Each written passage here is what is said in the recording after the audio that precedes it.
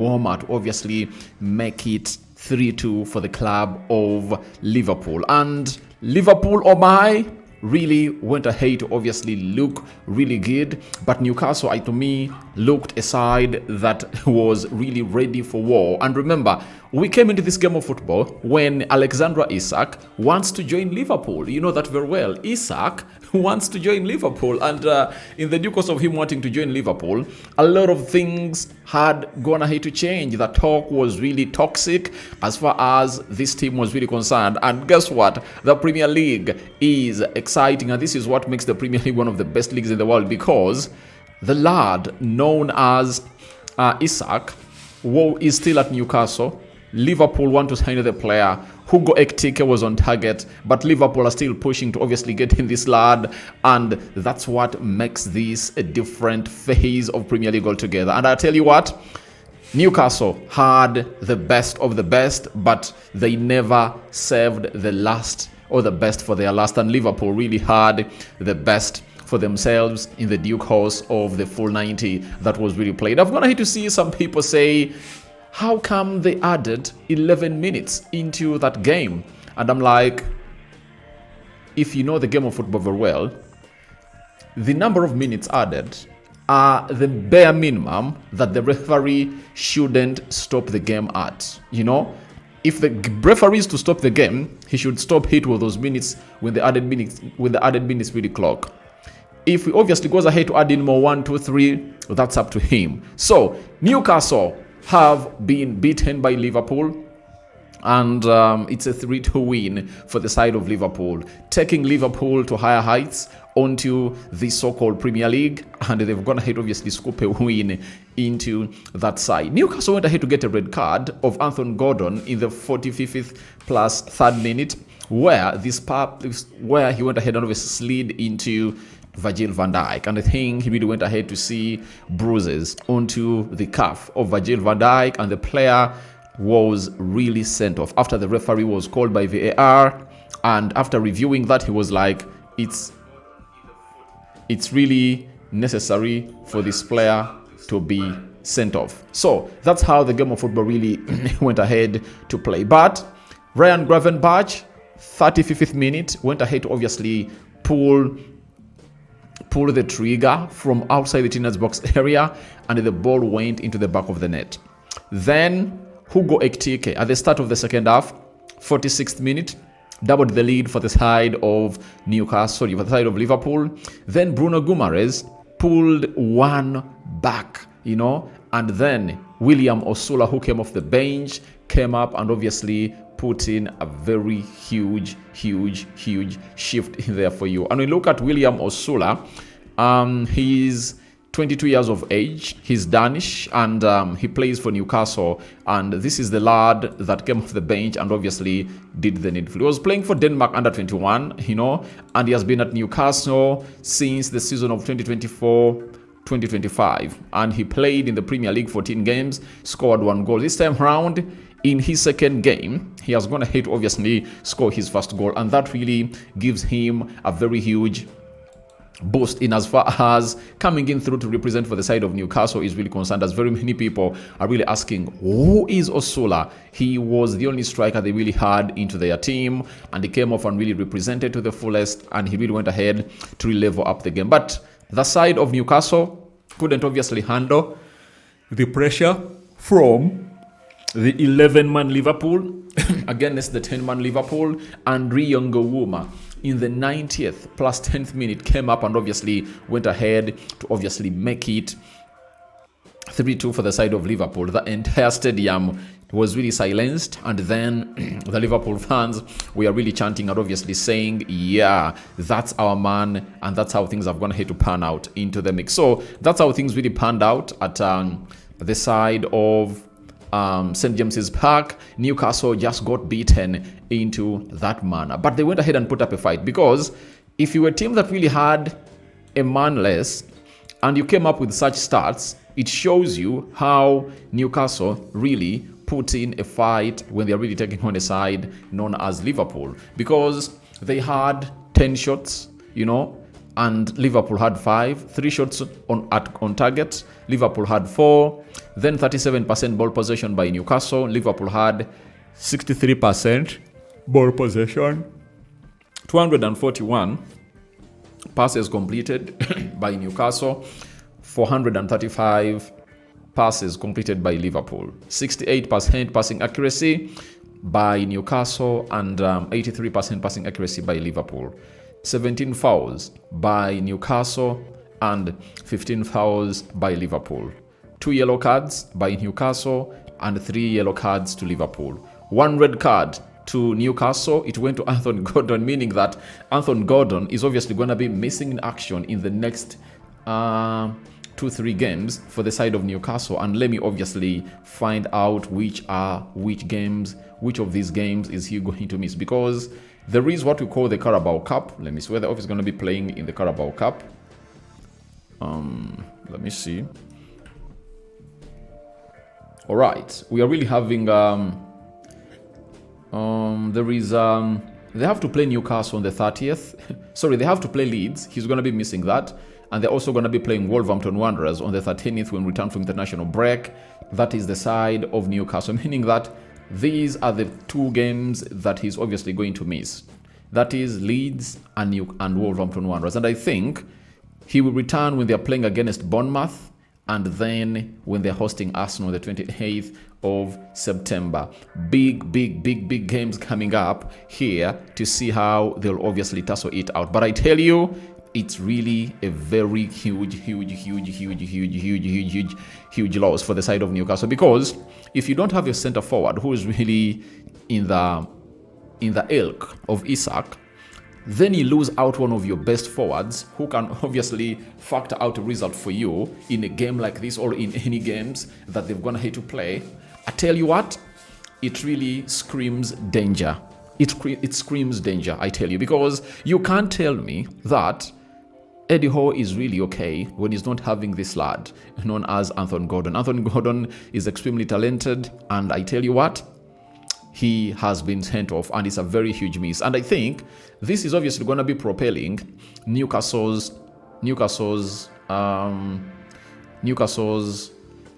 intensity into the market. I know they're obviously going to come up and obviously put in a very huge shift altogether to see to it that all goes into their way, as they need to replace these players in a nick of time, because Newcastle needs a center forward that is really reputable. I know Osula is good and he has gone ahead to score, but can you really rely on him throughout the season? You're in the Champions League, you're going to be playing the Premier League, Carabao Cup is coming, FA Cup is really coming, meaning that they should obviously put in a boost. And one of the strikers they've been looking at, that is Nicholas Jackson, has just gone ahead to agree a deal to join Bayern Munich.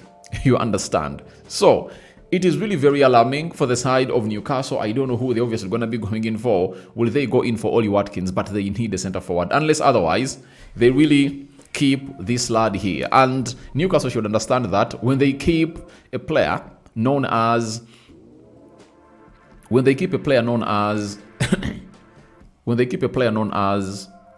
Isak this season, I don't think that they'll obviously have to sell him next season at that price, because this season they would have gone ahead to get 120 million pounds. You understand? But if they miss out onto the 120 million pounds, I don't know how they'll obviously do the needful to see themselves really come into the mix. Now, how is the Premier League table really looking? The Premier League table is as follows. Arsenal is leading the table. 1 game played, 2 games played, 2 wins, 0 goals conceded. They've gone ahead to score 6. They have 6 points. They have a goal difference of 6. Tottenham Hotspur have gone ahead to obviously score, to play 2 games. They have 2 wins, 0 goals conceded, 0 draws, 5 goals scored, a goal difference of 5, and they're really having 6 points in there. Liverpool come second with 2 games, come third. 2 games played, 2 wins, 0 draws, 0 losses, 7 goals scored. They've gone ahead to concede 4 goals, and they have a goal difference of 3, and they're really having 6 points. And by the way, for the side of Liverpool, I think they need to work on their defense. if you're gonna hate to see how they're gonna hate, obviously, defend, they defend poorly. And that's why you see to it that they're averaging 2 goals per game. They conceded 2 goals against Bournemouth, and they've gone ahead to concede 2 goals against Newcastle. Now, if I'm Liverpool, I can even forego the deal of Alexander Isak and look out for 2 central defenders to come in and really save my season.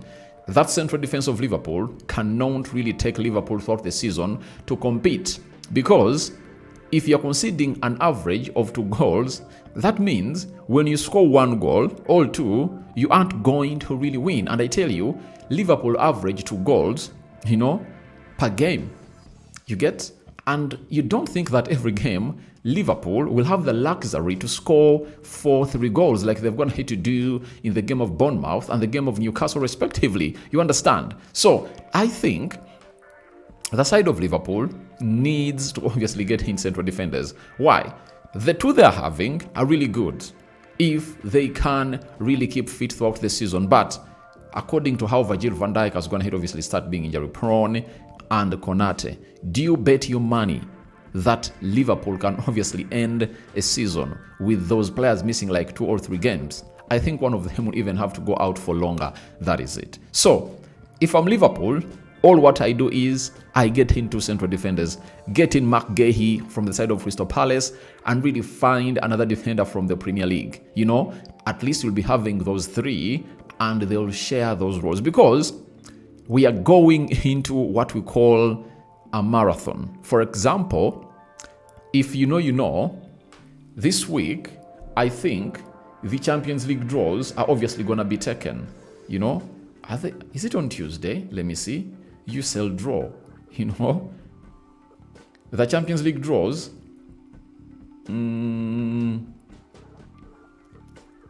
I think they'll be taken on Thursday this week. You understand? So on Thursday this week, you'll obviously get to know when the Champions League really starts. Now, with the Premier League, Carabao Cup, Champions League and FA Cup, Liverpool will be having to play 2 games a week, for the remainder of the season. Can they really stretch through with that central defense? This is where I think they should obviously go ahead and really bring in a very, very, very, very, very, very, very good pair of defenders to come in through and really save their season. Because if they don't, I tell you, they will obviously suffer. They will obviously suffer. Because if you've gone ahead to face a side like Bournemouth, and you've gone ahead to face a side like Newcastle, and you've gone ahead to concede 4 goals against them, what is going to happen to you over the weekend when you're really hosting Arsenal? You understand? Arsenal is a side that hasn't gone ahead to concede any goal, and they've proven that their front 3 has so far now scored 3 goals. You are having Hugo Ekitike, whom obviously going to be giving his flowers to. He has gone ahead to score 3 goals in the first 3 games of the season for Liverpool. But if he doesn't score, or if at all he scores 1 and he concedes 3 or 2, that means you're obviously going to lose. And I'm going to let you know one thing about my prediction of Arsenal versus Liverpool. I think I'll be doing it on Thursday or Friday. I'll come here and really tell you what my thoughts are, and you people are really going to get shocked. With that central defense of Liverpool, there is no way they can stop Arsenal from really putting 2-3 goals past them, because Arsenal has ever gone ahead to go to Anfield and really scored goals against an elite or against a well-functioning centre-back of Liverpool, And I've gone ahead to say Arsenal put 2 goals past Liverpool. You understand? So I want to let you know that Liverpool, if they need to compete, they need to obviously get in central defenders. And one will tell me they played with the same central defense and they really went ahead to obviously win the league. One, they had Quanch, and Quanch was sent or sold to Bayern Leverkusen, and they've not gone ahead to bring in a replacement. I know they brought in Leonardo in there, but if you were to compete, you need to be having central defenders who are at the same level. Let me give you, look at Man City when they won the treble. The central defenders they had John Stones, world class. They had Ruben Diaz, world class. They had Nathan Ake, world class. They had was Laporte still there? Laporte or Gassi, I think one of those was still there. Then they had Manuel Akanji, he was also still there.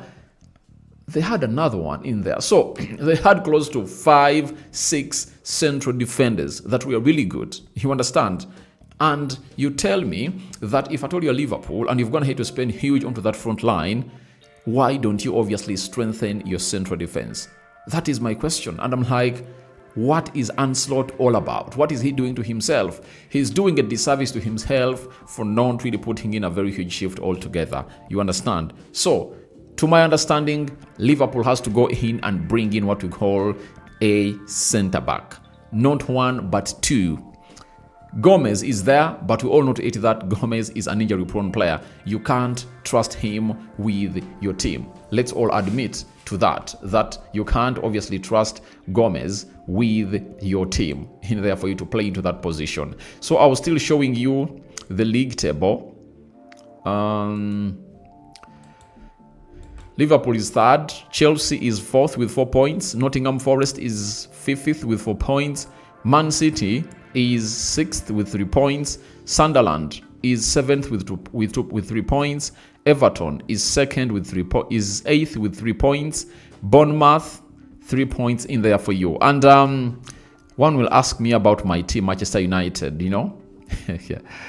I know Arsenal fans are really in here, and I know they will laugh at us. But we are not really having the best of a start of a season as Manchester United, as I told you. United is placed 16th, 2 games and 1 point that they got against Fulham. And one thing they need to know is that is the only London team they've gone ahead to beat in the recent years, you know. And if at all you've gone ahead to a team that you've always gone ahead to beat in London, and you've gone ahead to register what we call a draw, I think that's a minus. And for everyone who supports Man United, when you compare these performances to the ones they really had last season, United has dropped 4 points from these games. When United paid a visit to Fulham last season, Bruno Fernandes went ahead to score, and United won that game by 1-0. When Arsenal paid a visit to Old Trafford, that game ended 1-1, and United had secured 4 points of those 2 fixtures. Now, United has gone ahead to go and really lost 3 points, you know, out of the possible 4 they got last season. So that shows you that Man United is in really trouble. West Ham at the bottom of the table, 0 points in 2 games. Wolverhampton Wanderers, 19th, 0 points. Brighton, 2 games played, 1 point. Aston Villa, 2 games played, they're really having 1 point. Newcastle is 15th, 2 games played, they're having 1 point. That is Newcastle for you. So that's how the table is really looking. But allow me go out here and we talk about Hugo Ekitike. Hugo Ekitike is really showing huge potential and thriving to the Premier League. When I was obviously talking about his signing and coming in Liverpool, I told you he's a very good striker. He's a complete striker. And I tell you, he's one of the strikers that every person would need in his team. You know, that's why almost every big team was really interested in him. Manchester United, Liverpool, Arsenal, Chelsea, you know. Every big team was interested in signing Hugo Ekitike. The likes of Bayern Munich, they were interested in signing Hugo Ekitike. But in the due course of really getting into the mix to sign the player, a lot, I think, never went their way, and they really went ahead to make a decision otherwise. But I want to let you know that this side of Hugo Ekitike is really showing huge potential. In the opening game of the season, you know, Liverpool was playing Bournemouth. Hugo Ekitike went ahead to obviously score and really made an assist. And today, he has gone ahead to score a goal. In the opening game of the Community Shield, he scored 1 goal, meaning that in 3 games, he has 4 goal involvements. And I would like to dedicate this video to my friend called Alan. You know him very well. He is always on TikTok. He told me that, let me tell you this, Rokani, Hugo Ekitike is not going to be firing in goals. And I told people, you can't obviously rate Hugo Ekitike on his output when he was at Eintracht Frankfurt, because Eintracht Frankfurt doesn't have the creative force and quality that Liverpool do have. The quality of Liverpool is really huge, and you cannot compare it to the side of Eintracht Frankfurt. And in 33 games, He scored 15 goals and put in 8 assists. That was in the league. Now, in the league alone, in the Premier League, where people thought that he could obviously come and flop, he has gone ahead to play 2 games and he has 2 goals and 1 assist, 3 goal involvements. And when you add on that game he played in the Community Shield, those are 3 goals for him. Hugo Ekitike is obviously going to be running the show and is obviously going to be doing the needful to see to it that all goes on well as planned. So for me, Hugo Ekitike all the way. I still believe that he can really make good rounds in there and obviously put us to where we deserve to be as a side of the Liverpool. I don't support Liverpool, but I really like good players. When you really say as a side of, I'm really in support of Hugo Ekitike. And I've always told you, Liverpool has to do 2 things for me to put them into my title race. 1, Liverpool has to come up and obviously sign Alexander Isak, but that is not the most important thing they're supposed to do. The most important thing is what I first hinted on. Liverpool have to come up and sign 2 centre-backs. That is it. Or one who will obviously complement those 2. Konate or Virgil van Dijk. Virgil van Dijk is in his early 30s. His game time needs to be managed. That is it. And you cannot really take him on a marathon of these games. He will obviously black out. He will obviously burn out and he will look naked by January. You understand? Because he plays for the international team of Netherlands. He'll go and play and then come back to obviously do the needful. So I don't think that it's really wise decision for the side of Liverpool to come up and obviously put in a shift of Alexander Isak before bringing in the centre forward. And I really see that all the teams in the Premier League are really going to be having busy transfer deadline show, because Liverpool need like 3 more signings. Arsenal are really coaching in for 1 or 2 signings. For Manchester United, they need 2, a midfielder and a goalkeeper. Chelsea, they want to get in Garnacho and Xavi Simons as app, and the deal that is taking Nkunku and Nicholas Jackson to Bayern Munich might obviously activate these other deals I've just gone ahead to talk about. The other person that we need to obviously talk about is the other team that we need to talk about is what's the name of the team? The other team that we need to talk about is Man City.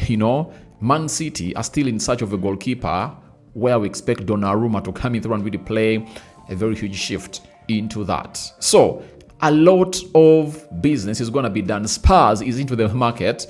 There is Newcastle is into the market. Aston Villa is into the market. Guys, you're going to get shocked. You might see some of the players you think that we're going to be staying on your team moving and not staying there. So that's exactly what we're having in here onto the Rokani Media Football. Liverpool have gone ahead to obviously come back in a very huge fashion.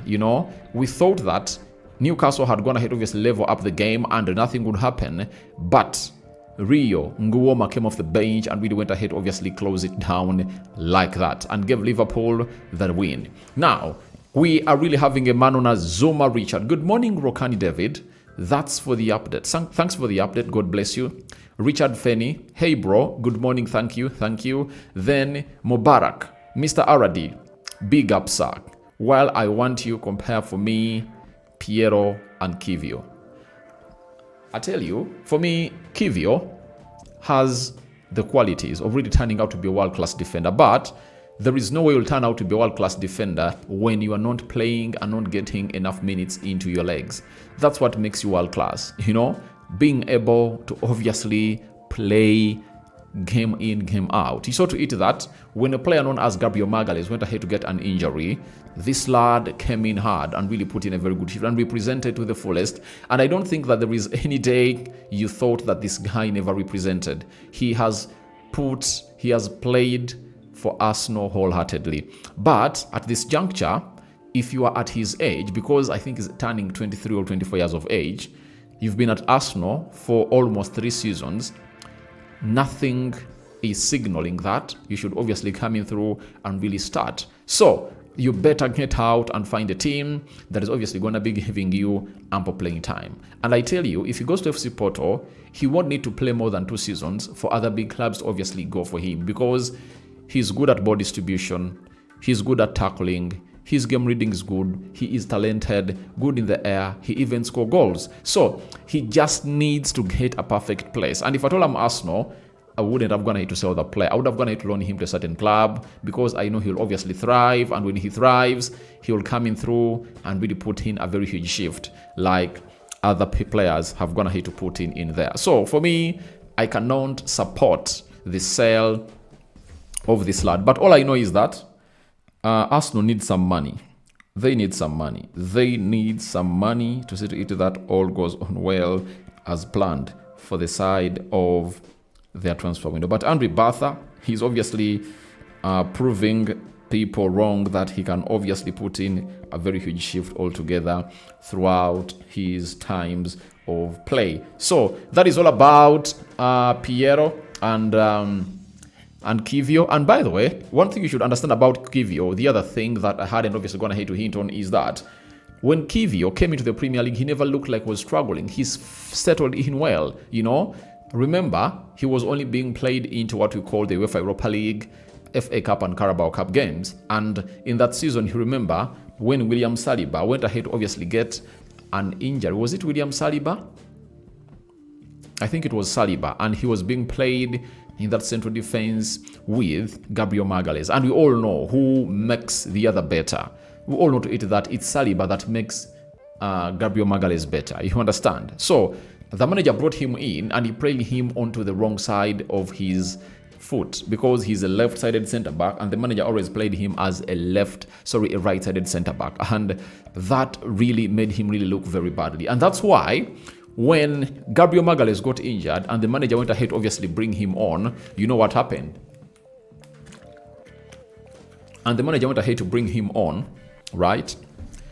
And the manager went ahead to bring him on and partnered with William Saliba. You saw to it that there was some huge chemistry that went ahead to happen into that particular moment. So my mind tells me, obviously, Kivio is leaving.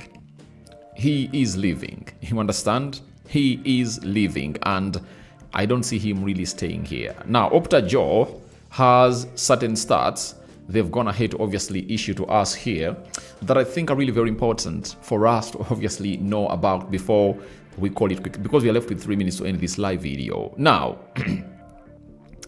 first and foremost, they've gone ahead to tell us that. All right. They've told us that Rio Ngumoha is the second 16-year-old to score a winning goal in the Premier League game, after Wayne Rooney in October 2002 for Everton versus Arsenal. He's 1 day older, 16 years, 361 days than Rooney was that day. That is it. So Wayne Rooney scored that thriller or spectacular when he was really playing against Everton in 2002, and it was winner. So this lad is writing his history well, and he's one to look at. Liverpool has some good, amazing youngsters that you have to obviously see. And there's another one called Noni, my favorite. You understand? Noni is my favorite. And I don't know who your favorite is from those stars in there for you. Now, the other stats that you need to pay a lot of attention to detail to is this. The ball was in play for just 40.8% of tonight's game between Newcastle and Liverpool, the lowest percentage in the Premier League match since February 2010, 40% in Stoke versus Blackburn stoppages. So that is really very worrying, and I think the people responsible obviously have to look through it and really tell us why it really had to be going all that. So guys, thank you very much for watching through, and you can as well tell me who your man of the match was. But for me, my man of the match was who was my man of the match? I think I'll give it to Ekitike, Hugo, or Gravenbach. One of the two really deserves it. But I know many will obviously give it to that young lad who came to the bench and went ahead to score. But I don't do my things like that. I give it to Hugo Ekitike. One, his consistency that he has obviously gone ahead to put in. You know, consistency in the game of football is really very important because we know what you can offer. If Ekitike can obviously go into the game of Arsenal and really gets himself a goal or an assist, then he would have proven himself that he can score against the big and small teams. That's the problem that very many teams have gone to have in here. Kakapato, Rokani, Liverpool are not joking subject. We should take them seriously. Kakapato, I know they are really a very good team, but there are areas that they need to address. And have you asked yourself, if at all Ryan Gravenbach gets injured, who can come and really suit into his boots very well? I know you will say McAllister will obviously drop into that position. There is the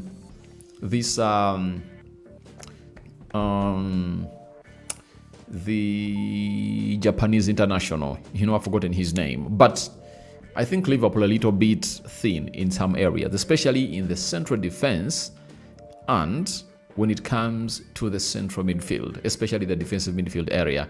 That is it. So guys, thank you very much for watching this channel. I was really supposed to come and really do this for you. Much reaction in there for you. But before we leave, let's obviously see how the entire Premier League weekend went down. The entire Premier League weekend went down.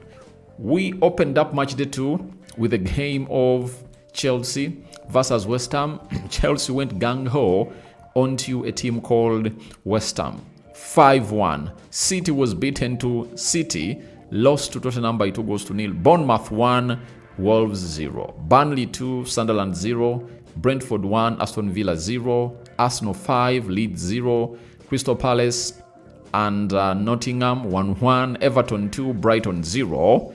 This was one of the surprising losses that I never even thought about. I thought Brighton could obviously do the needful, but I don't know what's wrong with Brighton.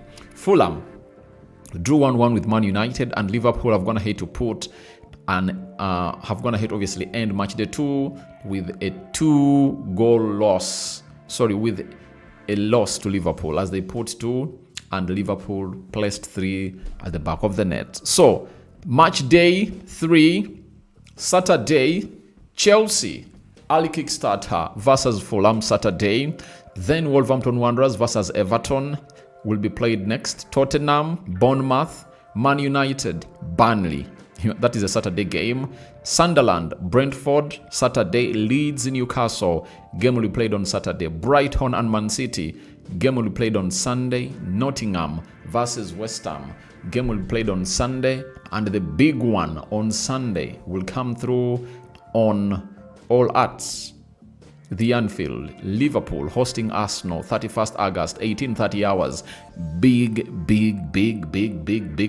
game. So anything I haven't gone ahead to tackle, I don't think that it was on my schedule, but I think I've gone ahead to tackle everything, and let's wait and see what your thoughts are about it. Guys, good night. And those that are in countries where they've just gone ahead to wake up, good morning, and see you when you see me. Continue to subscribe, guys, because we want to hit 28,000 subscribers, right? And you can support this channel by becoming a member. It's just $1, I think, per month. $1 per month. Go into the lower right bottom corner. After the word subscribe, there is the button join. Smash the join button and be a member. On my dashboard here, I'm not seeing any members here. So please go ahead and really become a member to this channel, and the rest will be history. Thank you. We love you all, and it's always a very good time sharing all this with you. Not so? And we love you to the fullest, and don't forget to obviously turn your notification bells on. A lot of shocking stories obviously going to be loading, and I know that you guys are really ready for this. So for the people that will be in the live chats, that is Zuma Richard, Richard Feni, Mubarak, and Kakapato. You're obviously glad. I'm obviously glad to obviously have you here, and thank you for obviously keeping it this channel, and don't ever leave us here, because I'll also never leave you. That's why I come to obviously serve you always. There is a story that really made headlines today on the side of Arsenal. Pinero is one of those that Arsenal is looking to obviously add to their cast. And I tell you what, if he's added to their cast, a lot of things will obviously go into the favor for the club of Arsenal. So what else? What else? Apart from saying good night, if there is any breaking story, I'll